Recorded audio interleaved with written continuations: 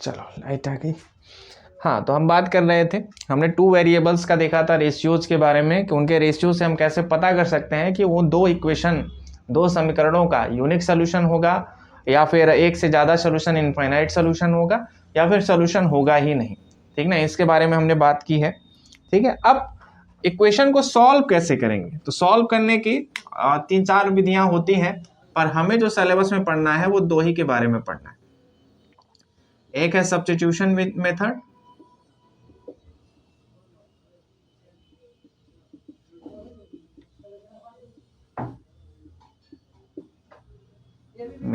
और दूसरा हमें पढ़ना है एलिमिनेशन।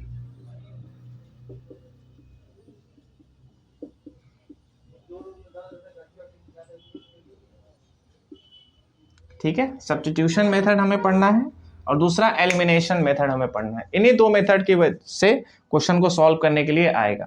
अगर एग्जाम में क्वेश्चन पूछता है कि हाँ सब्स्टिट्यूशन मेथड से ही करो या एलिमिनेशन मेथड से करो, तो उसी मेथड से करना होगा। अदरवाइज अगर कह देता है कि सिर्फ इक्वेशन को सॉल्व करो, लीनियर पेयर इक्वेशन है, सिर्फ सॉल्व करना है, समीकरण है, सिर्फ उसको सॉल्व करना है, तो कोई भी मेथड एक यूज हम कर सकते हैं। ठीक है, तो बारी बारी से इसके बारे में जानते हैं। पहला है सब्स्टिट्यूशन मेथड।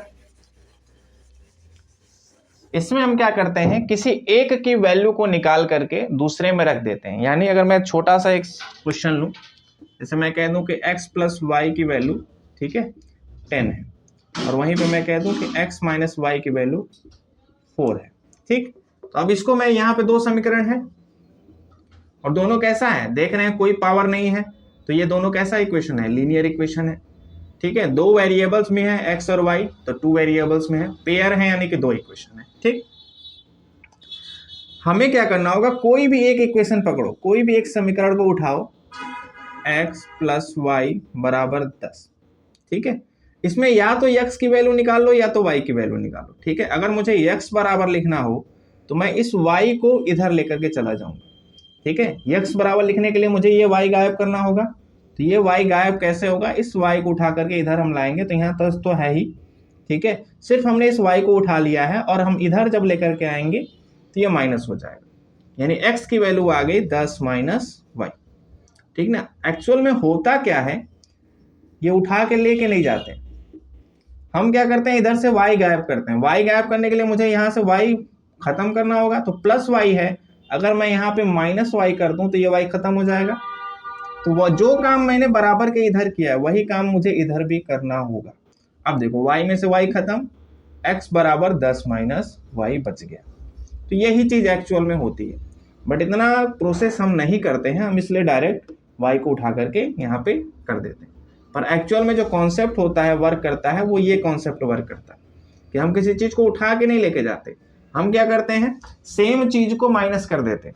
ठीक है, अगर प्लस में है तो अगर मुझे यहाँ से उठाना होता x माइनस वाई बराबर 4 है, तो मुझे अगर यहाँ का y खत्म करना होता तो मुझे क्या करना होगा, यहाँ माइनस वाई है तो मुझे इधर प्लस वाई करना होगा, जितना है उतना ही मुझे प्लस करना होगा, क्योंकि माइनस में है। अगर हमने इधर प्लस किया तो मुझे इधर भी प्लस करना होगा। अब यहाँ पे तो ये खत्म हो जाएगा, प्लस और माइनस, x की वैल्यू आ जाएगी 4 प्लस वाई। तो ये तरीका होता है। ठीक है, अब अगर हमने समीकरण 1 में से अगर x का मान निकाला है तो उसको समीकरण 2 में रखना होगा, और अगर समीकरण 2 से मान निकालोगे तो समीकरण 1 में रखना होगा। ये बिल्कुल मत करना है कि इक्वेशन 1 से निकाल करके इक्वेशन 1 में ही पुट करेंगे, तब आंसर नहीं आएगा। इक्वेशन 1 से वैल्यू निकालेंगे और इक्वेशन 2 में पुट करेंगे, या फिर इक्वेशन 2 से वैल्यू निकाल करके इक्वेशन 1 में पुट करेंगे। ठीक है, तो चलो कोई सा कर सकते हैं, इसी को सब्स्टिट्यूशन मेथड कहते हैं।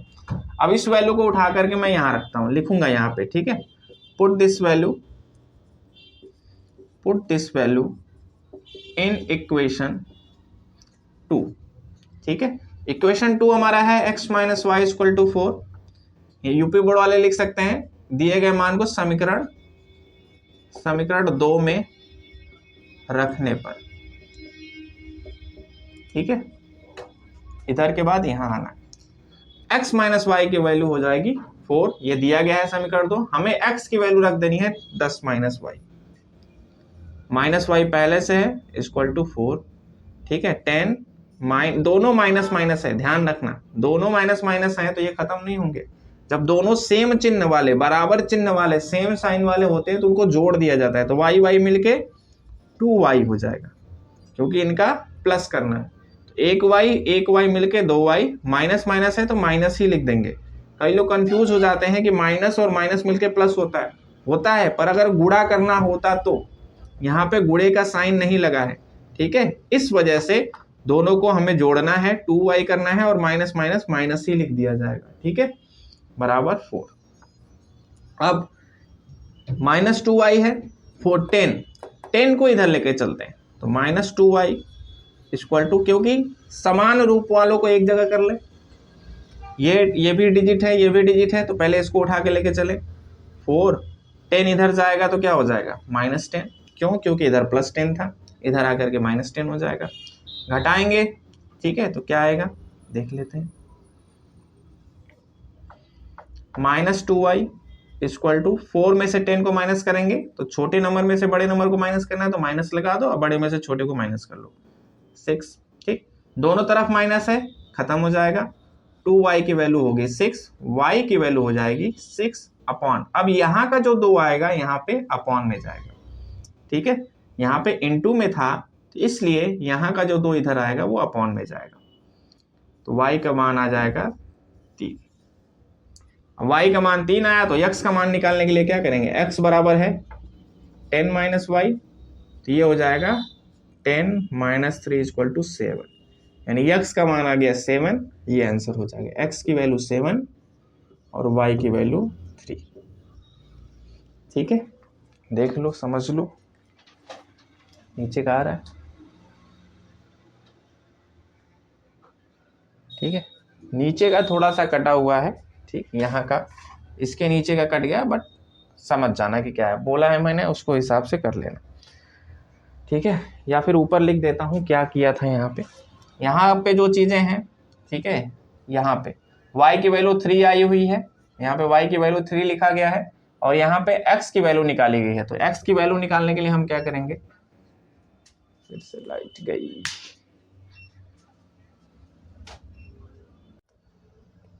ठीक है, अब नीचे दिखाई दे रहा है, ठीक। तो ये हमने बात की थी सब्स्टिट्यूशन मेथड की, इस तरीके से हम क्वेश्चन को सॉल्व कर सकते हैं, ठीक है। एक दो क्वेश्चन और कर लेते हैं प्रैक्टिस के लिए।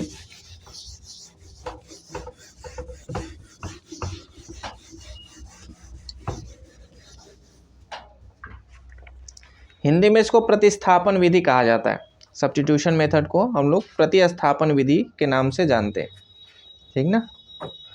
चलो एक क्वेश्चन और कर लेते हैं।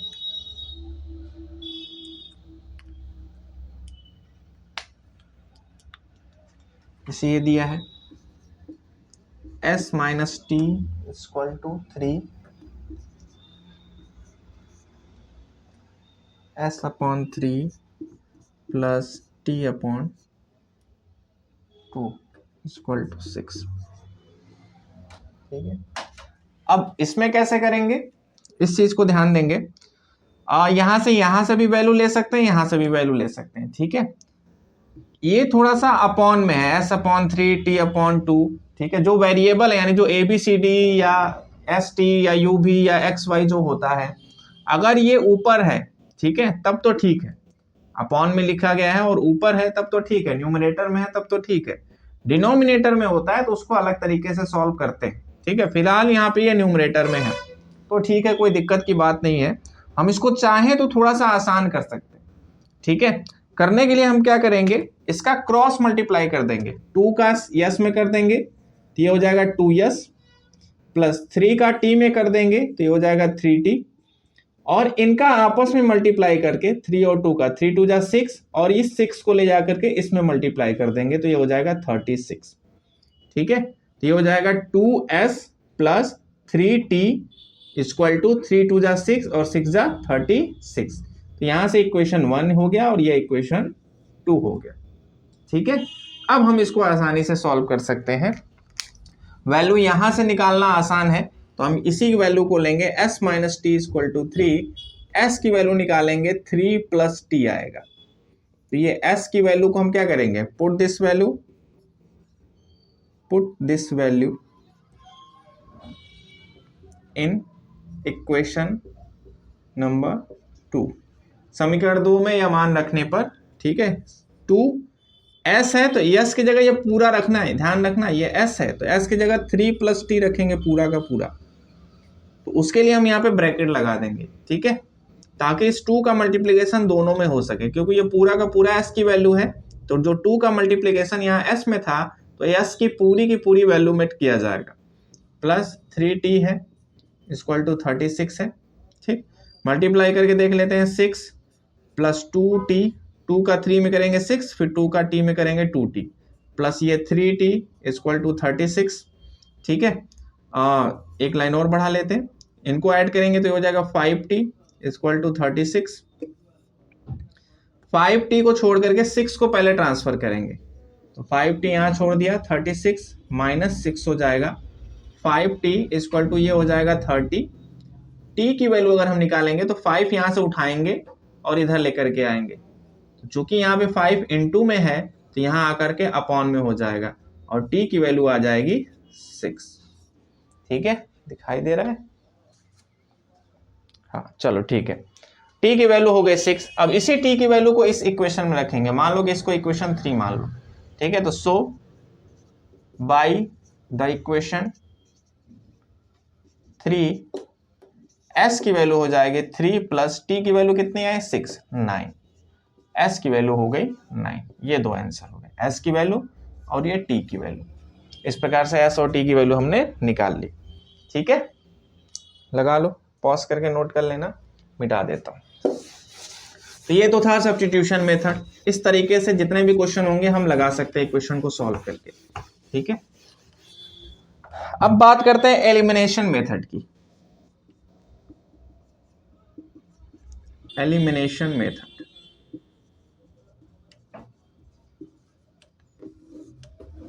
ठीक है। एलिमिनेशन नाम ही है एलिमिनेशन, इसमें हम क्या करेंगे, किसी एक पद को गायब कर देंगे, ठीक है। मैथ ये भी सिखाता है कि किसी एक पद को हम गायब कर सकते हैं। कैसे? जैसे यहां देखो, छोटा सा क्वेश्चन फिर ले लेते हैं, वही पुराना वाला। x + y = 10 हमने लिखा था और x - y = हमने 4 लिखा था, ठीक है। इसमें हम अगर प्रतिस्थापन ना लगाएं, एलिमिनेशन लगाएं, तो क्या कर सकते हैं, इसमें किसी एक पद को गायब करेंगे। गायब सिर्फ दो ही तरीके से कर सकते हैं, या तो एडिशन से या तो फिर सब्ट्रैक्शन से,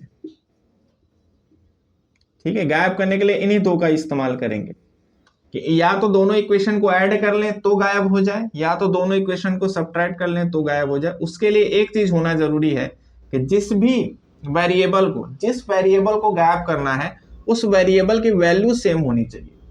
यानी अगर यहाँ x है तो यहाँ पर भी x होगा, अगर यहाँ 5x है तो यहाँ पर भी 5x होना चाहिए, अगर यहाँ 3x है तो यहाँ पर भी 3x होना चाहिए। अगर नहीं है तो हम पहले करेंगे तब जाकर के गायब होगा, ठीक है। यहाँ पे तो सीधा सीधा दिख रहा है, तो हम यहाँ पे क्या करें, ऐड कर देते हैं। ऐड करेंगे तो क्या होगा, ध्यान रहे, जब एडिशन लेंगे तो इसका कोई साइन में चेंज नहीं होगा, सीधा सीधा ऐड करेंगे, x में x ऐड होगा 2x, क्योंकि दोनों का साइन सेम है। यहाँ पे अपोजिट साइन है, प्लस और माइनस कैंसिल हो जाएगा, y से y खत्म, क्योंकि जितना y है इतना y यहाँ पर भी है, ये प्लस में ये माइनस में है। इक्वल टू 10 और 4 को ऐड कर देंगे तो x की वैल्यू आ गई 14/2, आंसर हो गया 7, ठीक है। अब इस x की वैल्यू को किसी भी इक्वेशन में रख सकते हैं, या तो फिर इस वैल्यू को ऐसे भी कर सकते हैं, x - y = 4। इसको अगर हम सब्ट्रैक्ट करें, ठीक है, क्योंकि या तो एडिशन कर सकते हैं या तो सब्ट्रैक्ट। जब सब्ट्रैक्शन करेंगे तो जो वैल्यू नीचे रखे हो उसका साइन चेंज हो जाएगा, यानी ये प्लस, ये कुछ नहीं है तो प्लस है, प्लस का ये माइनस हो जाएगा, ये माइनस है तो ये प्लस हो जाएगा। इसको भी चेंज करेंगे, ये प्लस है, कुछ नहीं है तो प्लस है, ये माइनस हो जाएगा। अब ये x प्लस, ऊपर वाला प्लस है, नीचे वाला माइनस है, क्योंकि नीचे वाला चेंज हो गया, ऊपर वाले को चेंज नहीं करना है, ये कैंसिल हो जाएगा। y मिल करके ये 2y बनाएंगे, क्योंकि दोनों प्लस प्लस है। 10 और ये +4 नहीं रहा, अब ये -4 हो गया, तो इसको हम लिख देंगे 6, y की वैल्यू हो जाएगी 6, 2 इधर ट्रांसफर होकर के आएगा, आंसर आएगा 3, यानी y की वैल्यू हो गई 3। अगर याद होगा तो जब हमने प्रतिस्थापन लगाया था, सब्स्टिट्यूशन लगाया था, तो भी ये आंसर आ रहा था, ठीक ना। एलिमिनेशन में भी यही आंसर है, ठीक है। तो चाहे जिस भी तरीके से लगाओ आंसर वही आएंगे, तो इसी को कहते हैं एलिमिनेशन मेथड, ठीक है। और एक आध क्वेश्चन से इसका प्रैक्टिस कर लेते हैं।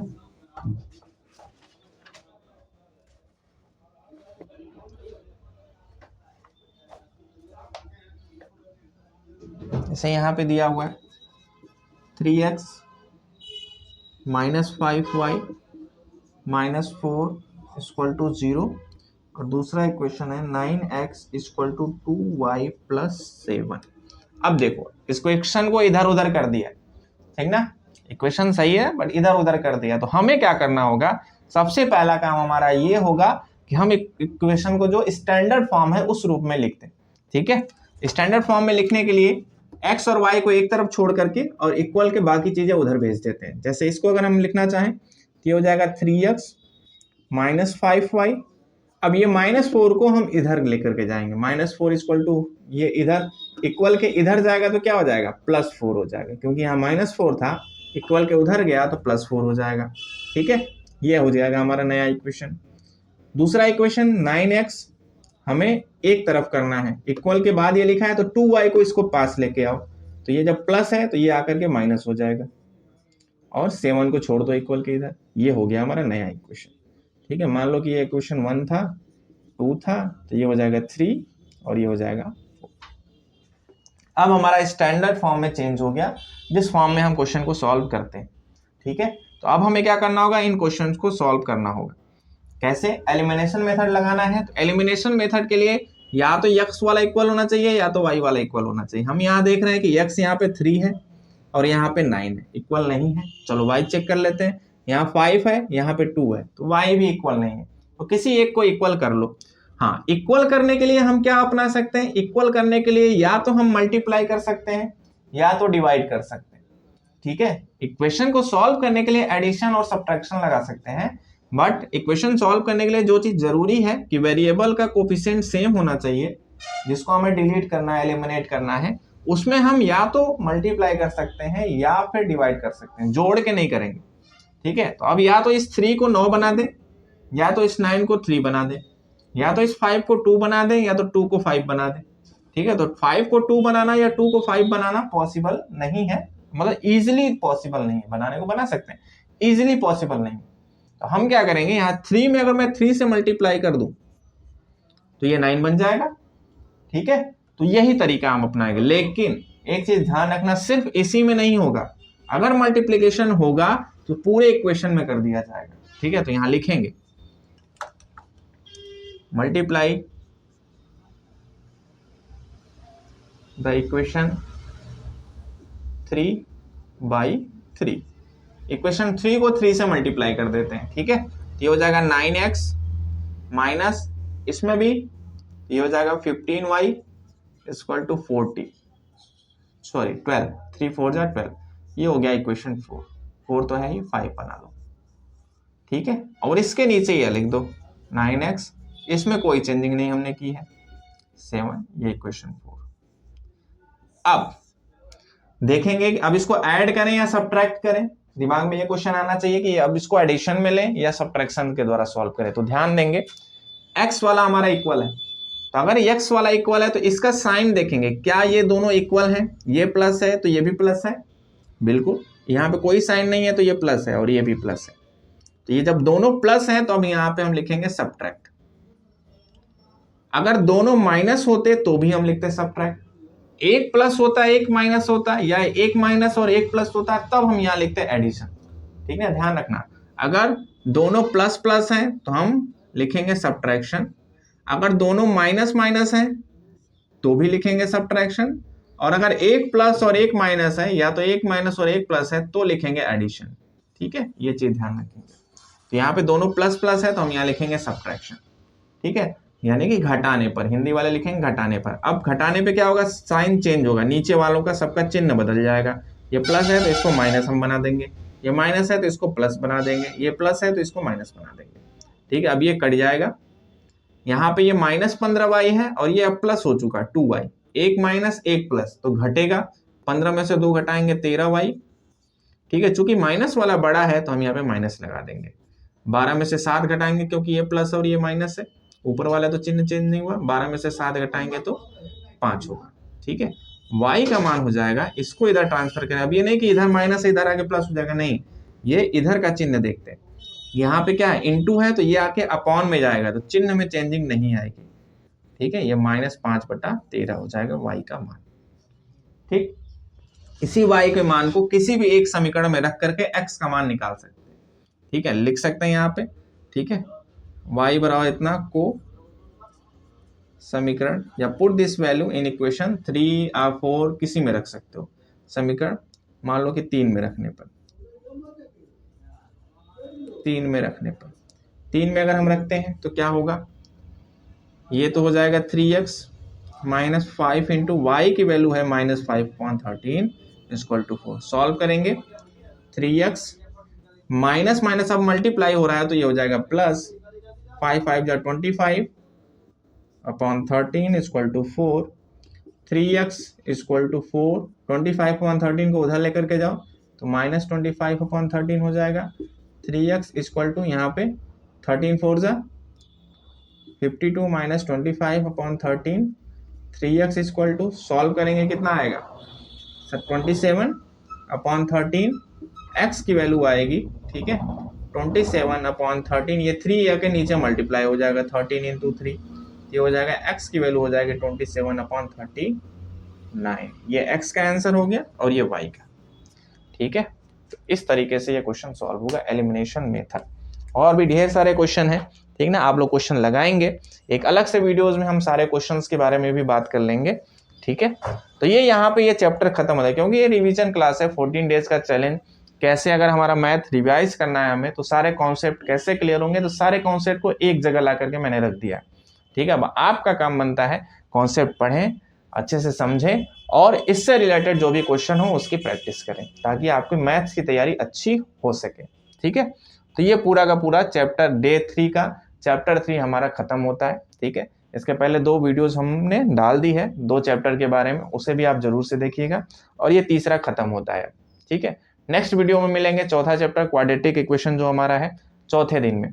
ठीक है, तीसरा दिन का ये वीडियो, फिर हम मिलेंगे चौथे दिन में। तब तक के लिए बाय।